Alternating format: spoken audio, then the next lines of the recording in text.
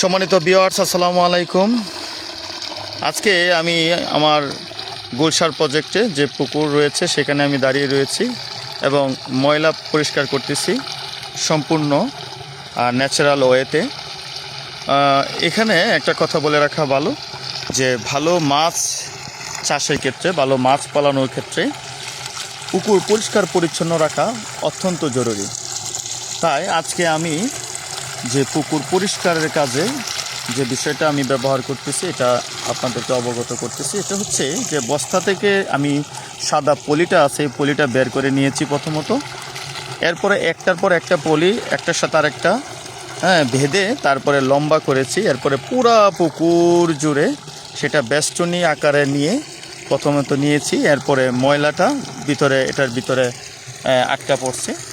এখন এই ময়লা আউট লাইনে যে পাইপ আছে এই পাইপ দিয়ে বের করতেছি।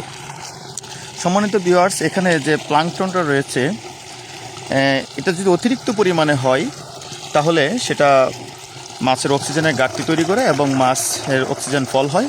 এতে গুরুতর সমস্যা হতে পারে এবং মাছ অক্সিজেন ফলের কারণে দুর্বল হয়ে যায়, ইভেন মারাও যেতে পারে। সেক্ষেত্রে পুকুর পরিষ্কার পরিচ্ছন্ন রাখা অত্যন্ত জরুরি। সেই সাথে এই প্লাঙ্কটনের সাথে যেহেতু আমার এই পুকুরটার চতুর্পাশে গাছগাছরা রয়েছে, এখান থেকে প্রচুর পরিমাণে পাতা ঝরে এবং এই পাতাগুলা পুকুরের পরিবেশ নষ্ট করে ময়লা আবর্জনা তৈরি করে। এই জন্য আমি চেষ্টা করি প্রতিদিনই পুকুরটা পরিষ্কার পরিচ্ছন্ন করার জন্য। ঠিক এইভাবে সময় পেলেই আমি আমার পুকুর পরিষ্কার করি। তো সম্মানিত ভিউয়ার্স, আপনারা যারা মাছ চাষের সাথে জড়িত তারা ওই পদ্ধতিটা অবলম্বন করতে পারেন।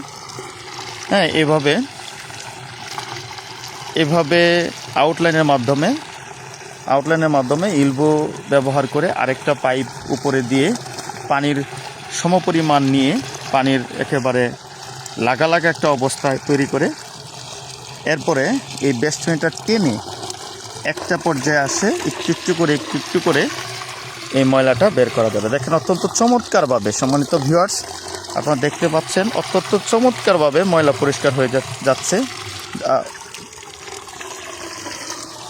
যা অত্যন্ত সুন্দরভাবে পরিষ্কার হয়ে যাচ্ছে। একদম ময়লা থাকে না বললেই চলে এই পদ্ধতির মাধ্যমে। দেখেন এই বেষ্টনীর বাইরে কিন্তু একদম ময়লা নেই, বেষ্টনীর বাইরে কোনো ময়লা নেই। এই বেষ্টনীর মাধ্যমে আমি সমস্ত ময়লা পাইপে নিয়ে আসছি। আমি এটা দেখানোর চেষ্টা করতেছি। সম্মানিত ভিউয়ার্স, সাথেই থাকেন। ভাই তুমি আস্তে আস্তে টানবে,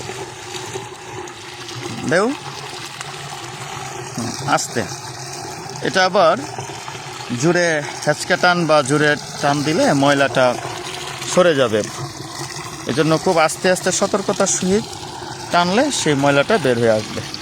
তো এইভাবেই আপনারা পুকুর পরিষ্কার করতে পারেন একটি ন্যাচারাল ওয়েতে। সবাই ভালো থাকবেন, সুস্থ থাকবেন। সবারই সুস্বাস্থ্য এবং দীর্ঘ কামনা করছি। সবাই ভালো থাকবেন। আসসালামু আলাইকুম।